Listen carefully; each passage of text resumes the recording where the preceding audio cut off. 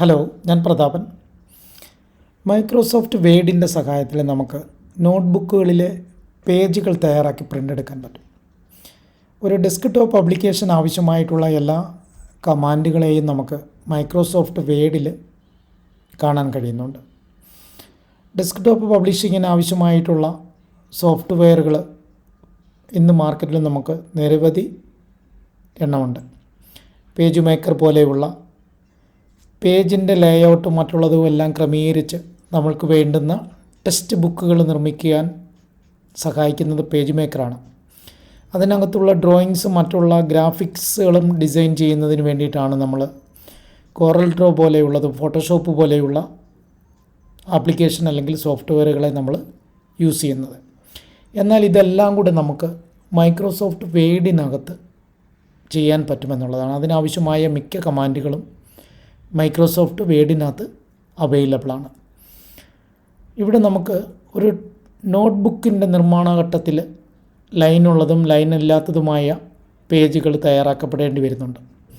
ഇപ്പോൾ ലൈനുള്ള പേജുകൾ നമുക്ക് ഇരട്ട വരയിനുള്ള പേജുകളോ അതേപോലെ തന്നെ ഒറ്റ വരയുള്ള പേജുകളോ ഉള്ള നോട്ട്ബുക്കുകളെ നമുക്ക് തയ്യാറാക്കാൻ മൈക്രോസോഫ്റ്റ് വേഡിനെയും ഉപയോഗിക്കാൻ പറ്റുന്നുണ്ട്. അങ്ങനെ തയ്യാറാക്കുന്നവ നമുക്ക് പ്രിൻ്റ് എടുത്ത് നമുക്ക് ബുക്കായിട്ട് തന്നെ ബൈൻഡ് ചെയ്യാൻ പറ്റും. എങ്ങനെയെന്നാണ് നമുക്ക് മൈക്രോസോഫ്റ്റ് വേഡിൻ്റെ സഹായത്തിൽ നോട്ട്ബുക്കിനുള്ളിലെ പേജുകൾ ഒറ്റ വരയുള്ളതോ ഇരട്ട വരയുള്ളതോ എങ്ങനെ തയ്യാറാക്കാമെന്നുള്ളതാണ് ഈ വീഡിയോയിലുള്ളത്. വീഡിയോ ഇഷ്ടപ്പെട്ടാൽ ലൈക്ക് ചെയ്യാൻ മറക്കരുത്. അതുപോലെ തന്നെ എൻ്റെ വീഡിയോ ആദ്യമായിട്ട് കാണുന്നവർ, ഇതുവരെയും സബ്സ്ക്രൈബ് ചെയ്യാത്തവരുമായവർ ദയവായിട്ട് സബ്സ്ക്രൈബ് ചെയ്യുക. എന്തെങ്കിലും നിർദ്ദേശങ്ങളോ കമൻറ്റുകളോ നിങ്ങൾക്ക് എന്നോട് പറയണമെന്നുണ്ടെങ്കിൽ കമൻറ്റ് ബോക്സിൽ നിങ്ങൾക്ക് രേഖപ്പെടുത്താം. ഞാൻ അപ്ലോഡ് ചെയ്യപ്പെടുന്ന ഓരോ വീഡിയോകളും നിങ്ങൾക്ക് നോട്ടിഫിക്കേഷൻ ലഭ്യമാകണമെന്നുണ്ടെങ്കിൽ യൂട്യൂബിൽ കാണപ്പെടുന്ന ബെൽ ബട്ടൺ കൂടി നിങ്ങൾ ഓണാക്കിയിട്ടാൽ മതി. അപ്പോൾ നിങ്ങൾക്കതിൻ്റെ നോട്ടിഫിക്കേഷൻ ലഭ്യമാകുന്നതാണ്. നമുക്ക് മൈക്രോസോഫ്റ്റ് വേഡിനകത്ത് എങ്ങനെയാണ് നോട്ട്ബുക്കുകളിലെ ഒറ്റ വരയനും അല്ലെങ്കിൽ ഇരട്ട വരയൻ പേജുകൾ തയ്യാറാക്കുന്നതെന്ന് നമുക്ക് നോക്കാം. മൈക്രോസോഫ്റ്റ് വേഡിൻ്റെ സ്ക്രീനിൽ നമുക്ക് ഒരു ബ്ലാങ്ക് ആയിട്ടുള്ള പേജുണ്ട്. ആ പേജിൽ നിന്ന് ആദ്യഘട്ടത്തിൽ നമ്മൾ ചെയ്യേണ്ടത് പേജിൻ്റെ മാർജിൻ സെറ്റ് ചെയ്യുക എന്നുള്ളതാണ്. അത് നമ്മൾ ചെയ്യുന്നത് പേജ് ലേഔട്ട് എന്ന് പറയുന്ന മെനുവിനകത്തോ അല്ലെങ്കിൽ പേജ് സെറ്റപ്പ് എന്ന് പറയുന്ന കമാൻഡിലൂടെയാണ് നമ്മൾ പേജിൻ്റെ മാർജിൻ സെറ്റ് ചെയ്യുന്നത്. രണ്ട് മെത്തേഡുകളിലൂടെ നമുക്ക് ചെയ്യാൻ കഴിയും. മൈക്രോസോഫ്റ്റ് വേഡ് യൂസ് ചെയ്യുന്ന ഏതൊരാളും പലതരത്തിലുള്ള വെർഷനുകളായിരിക്കും യൂസ് ചെയ്യുന്നത്.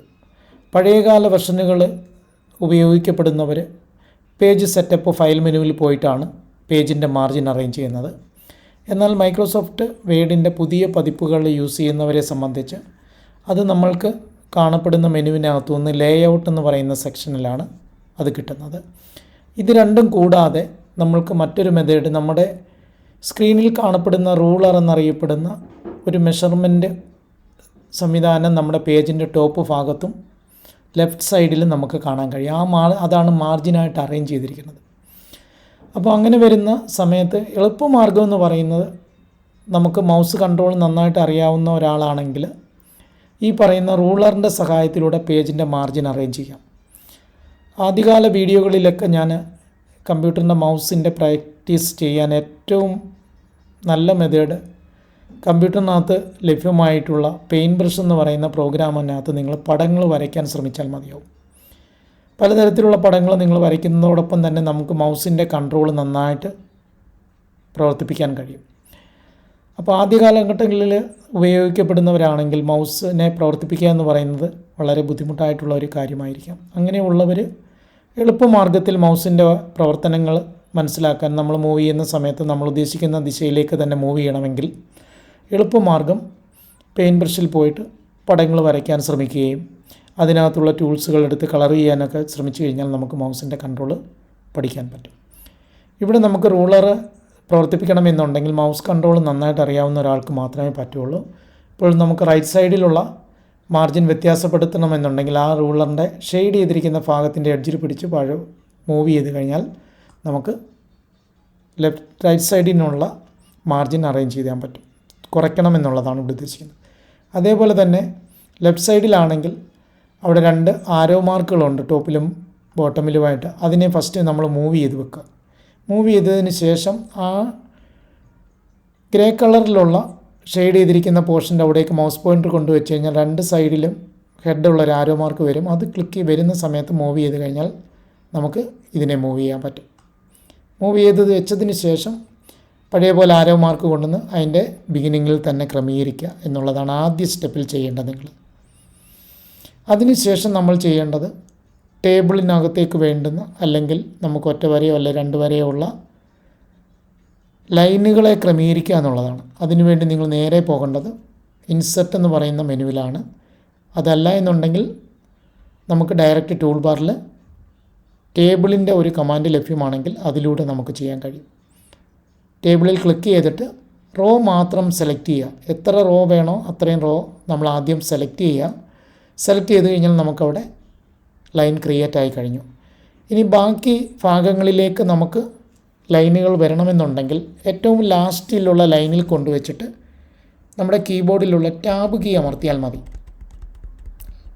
ഓട്ടോമാറ്റിക്കലി അടുത്ത ലൈനുകൾ ഇവിടെ ക്രിയേറ്റ് ആയി വരുന്നുണ്ട്.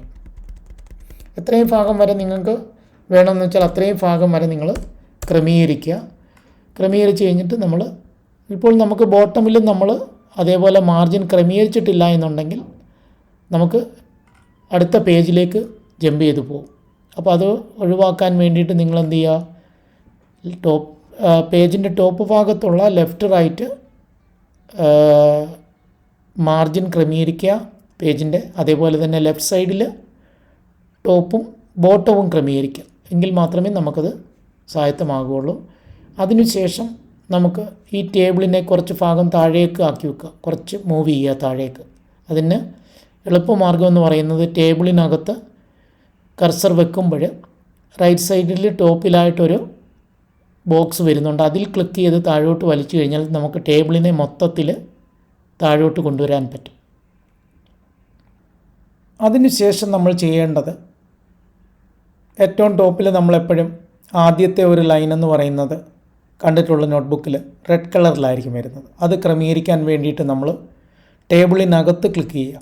അപ്പോൾ നമുക്ക് പുതിയ മെനു പ്രത്യക്ഷപ്പെടുന്നുണ്ട്. പഴയ വെർഷനാണെങ്കിൽ നമുക്ക് മാനുവലി നമ്മൾ ടേബിളിൻ്റെ കമാൻഡിൽ പോയിട്ടാണത് ക്രമീകരിക്കേണ്ടത്. പുതിയ MS വേഡിൻ്റെ പതിപ്പുകൾ ഉപയോഗിക്കുന്നവരെ സംബന്ധിച്ച് എളുപ്പമാർഗം അവിടെ ടേബിളിനകത്ത് കർസർ വെക്കുമ്പോൾ തന്നെ ഓട്ടോമാറ്റിക്കലി പുതിയ 2 കമാൻഡുകൾ വരുന്നുണ്ട്. ഒന്നല്ല 2 കമാൻഡുകൾ വരുന്നുണ്ട്. അതിനകത്ത് ടേബിൾ ഡിസൈൻ എന്ന് പറയുന്ന മെനുവിൽ പോയി കഴിഞ്ഞാൽ നമുക്ക് റൈറ്റ് സൈഡിൽ ഭാഗത്ത് ലൈൻ്റെ സ്റ്റൈലുകൾ, ലൈൻ്റെ കളറ് അങ്ങനെയുള്ളതെല്ലാം നമുക്ക് ക്രമീകരിക്കാനുള്ളൊരു സംവിധാനമുണ്ട്. അതിൽ നമ്മൾ കളർ കൊടുക്കാനുള്ളിടത്തു നിന്ന് നമ്മൾ ഏത് കളറാണോ കൊടുക്കാൻ ഉദ്ദേശിക്കുന്ന ആ കളർ സെലക്ട് ചെയ്യുക. അതിനുശേഷം അപ്പോൾ നമുക്ക് നമ്മുടെ മൗസിൻ്റെ പോയിൻ്ററിൻ്റെ ഷേപ്പ് ചേഞ്ച് ചെയ്തിട്ടുണ്ട്. ഒരു ബ്രഷിൻ്റെ കളർ വരുന്നുണ്ട്. ഏത് ലൈനാണോ നമ്മൾ കളർ കൊടുക്കാൻ ഉദ്ദേശിക്കുന്നത് അതിൽ ക്ലിക്ക് ചെയ്യുക. അപ്പോൾ അതിന് നമുക്ക് ലൈൻ ക്രിയേറ്റ് ആയിട്ടുണ്ട്. അടുത്ത സ്റ്റെപ്പിൽ നമ്മൾ ചെയ്യുന്നത് നമുക്ക് ഹൊറിസോണ്ടലായിട്ടുള്ള 2 ലൈനുകൾ മാർജിൻ ലൈൻ ക്രിയേറ്റ് ചെയ്യുക എന്നുള്ളതാണ്.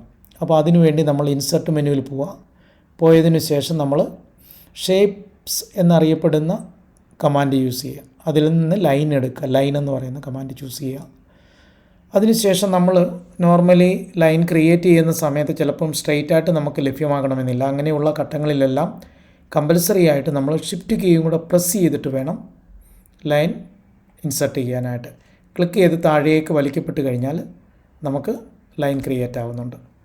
ക്രിയേറ്റ് ചെയ്ത് താഴോട്ട് നോക്കിക്കഴിഞ്ഞാൽ ഫുൾ വന്നിട്ടില്ല എന്നുണ്ടെങ്കിൽ വീണ്ടും നമ്മൾ പേജ് താഴേക്ക് സ്ക്രോൾ ചെയ്തിട്ട് ഷിഫ്റ്റ് കീ അമർത്തുക, താഴേക്ക് വലിക്കുക. എവിടെ വരെ വേണമെന്ന് വെച്ചാൽ അവിടെ വരെ വലിച്ചു വെക്കുക. അപ്പോൾ ലൈനായി. ഈ ലൈനിൻ്റെ കളർ നമുക്ക് ഈ ലൈനും കളർ കൊടുക്കണമെന്നുണ്ടെങ്കിൽ നമ്മളിപ്പോൾ ഇൻസെർട്ട് ചെയ്ത ആ ഓബ്ജക്റ്റിനെ സെലക്ട് ചെയ്യുമ്പോൾ തന്നെ പുതിയ ഒരു മെനു പ്രത്യക്ഷപ്പെടുന്നുണ്ട്. അതിൽ നിന്ന് നമ്മൾ കളർ കൊടുക്കാനുള്ള ഒരു കമാൻഡ് അതിനകത്ത് ലഭ്യമാണ്. നിങ്ങൾ ശ്രദ്ധിച്ചാൽ മതി. ദാണ്ട് ഈ ഭാഗത്ത് അതിൻ്റെ ഏത് കളറാണ് നിങ്ങൾ കൊടുക്കാൻ ഉദ്ദേശിക്കുന്നതെന്ന് വെച്ചാൽ അത് മെൻഷൻ ചെയ്യുക. എന്നിട്ട് ആ ലൈനുകൾക്ക് അതിൻ്റെ വിഡ്ത്തും കൂട്ടുകയോ കുറയ്ക്കുകയോ ഒക്കെ ചെയ്യണമെന്നുണ്ടെങ്കിൽ നമുക്കത് ചെയ്യാം. അതിൻ്റെ സ്റ്റൈല് മാറ്റാം, അങ്ങനെയൊക്കെയുള്ള പല കാര്യങ്ങളും ഇവിടെ നമുക്ക് ലഭ്യമാണ്. അതുപോലെ തന്നെ ഇവിടെ നമുക്ക് 2 ലൈനാണ് വേണ്ടുന്നതെന്നുണ്ടെങ്കിൽ നിലവിലുള്ള ഈ ലൈൻ്റെ ഒരു കോപ്പിയും കൂടെ എടുക്കുക. Ctrl+C കൊടുക്കുക, അതിനുശേഷം Ctrl+V കൊടുത്താൽ മതി. അപ്പോൾ ഇതിൻ്റെ തന്നെ ഒരു പുതിയ ലൈനൂടെ നമുക്ക് ക്രിയേറ്റ് ചെയ്യുന്നുണ്ട്. അത് നമുക്ക് മൗസ് കീബോർഡിലെ റൈറ്റ് സൈഡിലുള്ള ആരോ കീകൾ യൂസ് ചെയ്ത് അതിനെ അങ്ങോട്ടും ഇങ്ങോട്ടും ഒക്കെ നമുക്ക് മൂവ് ചെയ്ത് ക്രമീകരിക്കാൻ പറ്റും.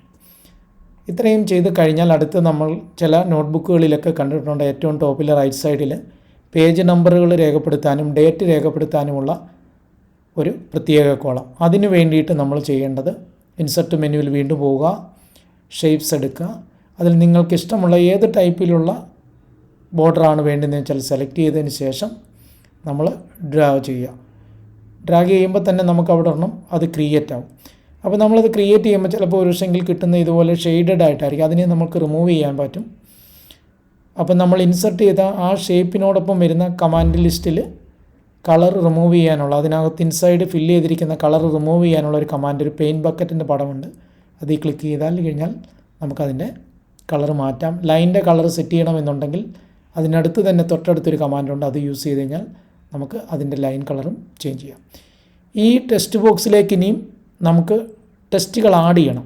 അപ്പോൾ ഏതൊരു ഓബ്ജക്റ്റ് സെലക്ട് ചെയ്ത് ഇൻസെർട്ട് ചെയ്യുമ്പോഴും അതിനകത്തേക്ക് ടെക്സ്റ്റുകൾ ആഡ് ചെയ്യണമെന്നുണ്ടെങ്കിൽ മൗസ് റൈറ്റ് ബട്ടൺ ക്ലിക്ക് ചെയ്യുക, ആഡ് ടെക്സ്റ്റ് പറയുക, എന്നിട്ട് അതിലേക്കുള്ള നിർദ്ദേശം എന്താണ്, ഇപ്പോൾ പേജ് നമ്പർ ആണെങ്കിൽ പേജ് നമ്പർ എന്ന് നമ്മൾ പറഞ്ഞു കൊടുക്കുക. അപ്പോൾ നമുക്ക് പ്രത്യക്ഷത്തിൽ അത് കിട്ടുന്നില്ല എന്നുണ്ടെങ്കിൽ ആ ടെക്സ്റ്റ് സെലക്ട് ചെയ്യുക, ഹോം ബട്ടണിൽ പോയിട്ട് ഫോണ്ടിൻ്റെ കളറ് ക്രമീകരിക്കുക. അപ്പോൾ നമുക്ക് തീർച്ചയായിട്ടും നമുക്ക് അവിടെ കാണാൻ കഴിയും. ഇപ്പോൾ ഇത് സെൻട്രൽ പോർഷനിലാണുള്ളത്, അപ്പോൾ അലൈൻമെൻറ്റ് ക്രമീകരിക്കണം. അതിനുവേണ്ടി നമ്മൾ അലൈൻമെൻറ്റ് ക്രമീകരിക്കാനുള്ള കമാൻഡിനെ യൂസ് ചെയ്യുക, ഇത് ലെഫ്റ്റ് ആക്കി കൊടുക്കുക. ഇനി അടുത്ത് താഴെയായിട്ട് നമുക്ക് വീണ്ടും ഒരെണ്ണം കൂടെ വേണമെന്നുണ്ടെങ്കിൽ അത് നമ്മൾ ക്രമീകരിക്കാം.